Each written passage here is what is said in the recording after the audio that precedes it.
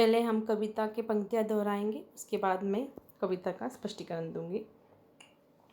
विचार लो कि मृत्यु हो न मृत्यु से डरो कभी, मरो परंतु यो मरो कि याद जो करे सभी। हुई न यो समृत्यु तो वृथा मरे वृथा जिए, मारा नहीं वही कि जो जिया न आपके लिए। वही पशु प्रवृत्ति है कि आप ही चरे, वही मनुष्य है कि जो मनुष्य के लिए मरे। मरते यानी मृत्यु, यो यानी ऐसे, वृथा यानी बेकार, और प्रवृत्ति यानी जैसे हमारे अंदर की सोच कैसी होती है, अच्छी या बुरी, उस तरह से। तो इसका हम स्पष्टीकरण देंगे।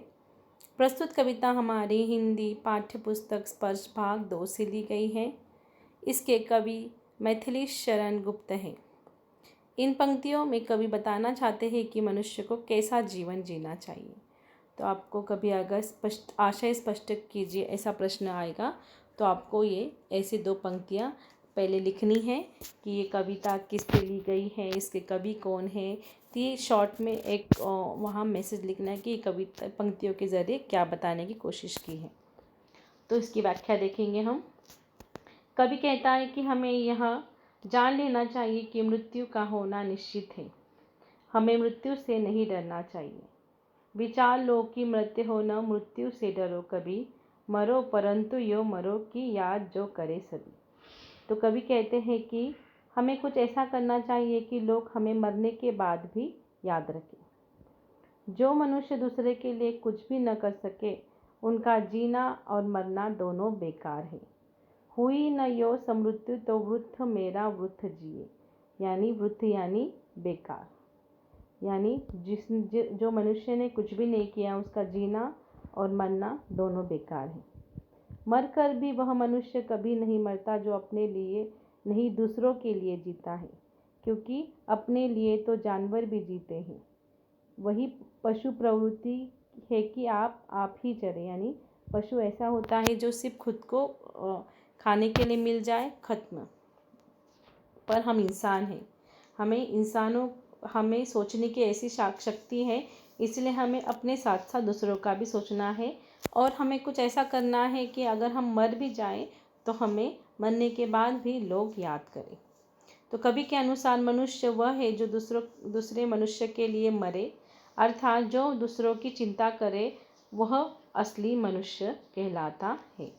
तो इन पंक्तियों के जरिए कहते हैं कि मनुष्य को ऐसा जीवन जीना चाहिए जो दूसरों के लिए लाभार्थ हो, और अगर वो मर जाए तो उसको याद लोग करें।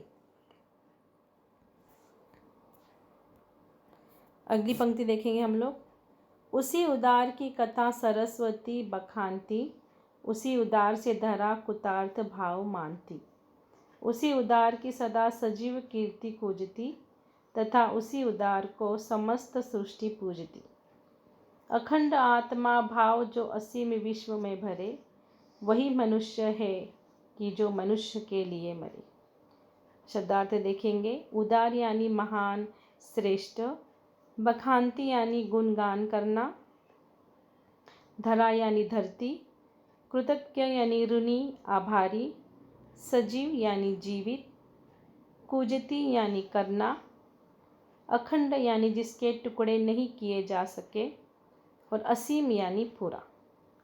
तो इन पंक्तियों के जरिए कवि कहते हैं कि जो मनुष्य अपने पूरे जीवन में दूसरों की चिंता करता है, उस महान व्यक्ति की कथा का गुण गान सरस्वती अर्थात पुस्तकों में किया जाता है।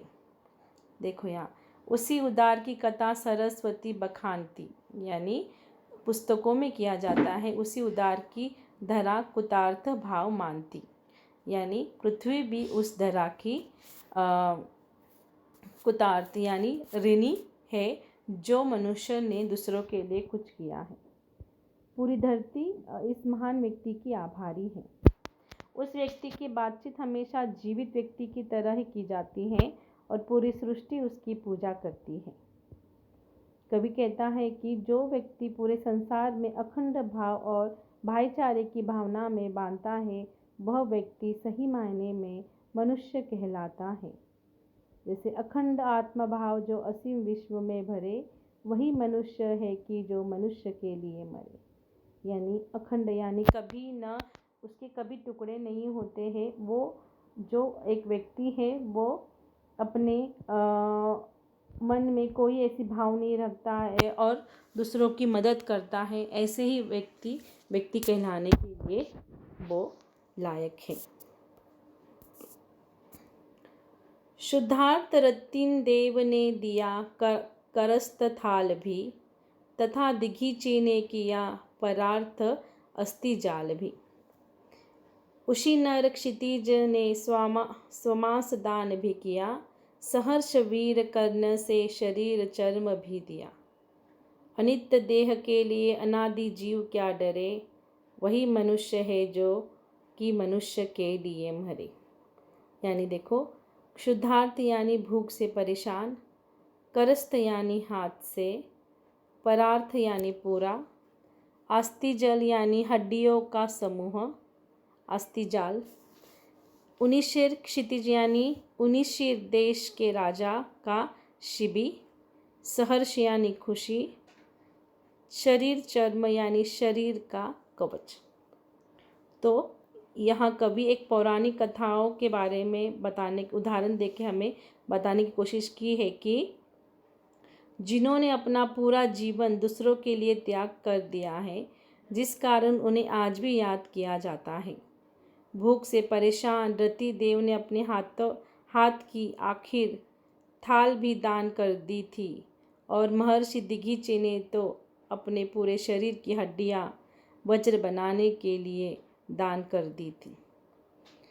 उसी ने देश के राजा शिबी ने कबूतर की जान बचाने के लिए अपना पूरा मांस दान कर दिया था।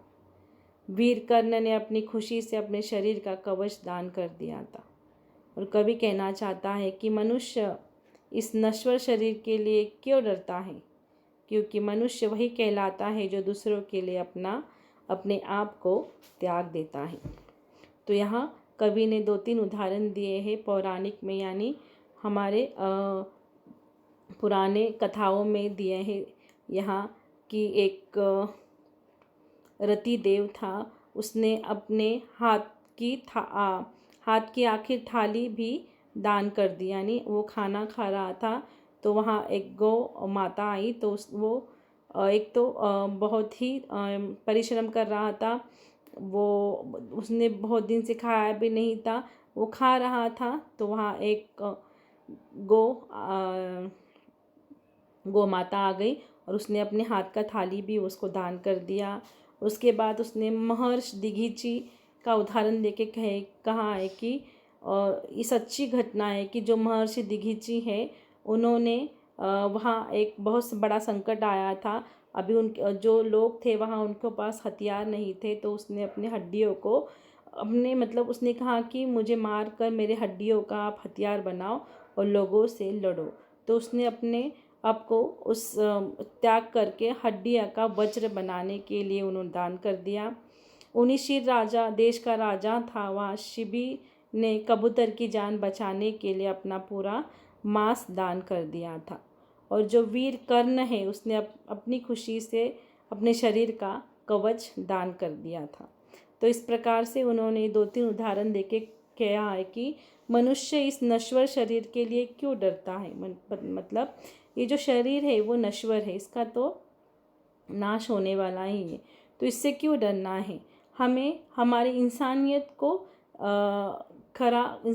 पे खरा उतर कर हमें दूसरों की जितना हो सके उतनी मदद करना है।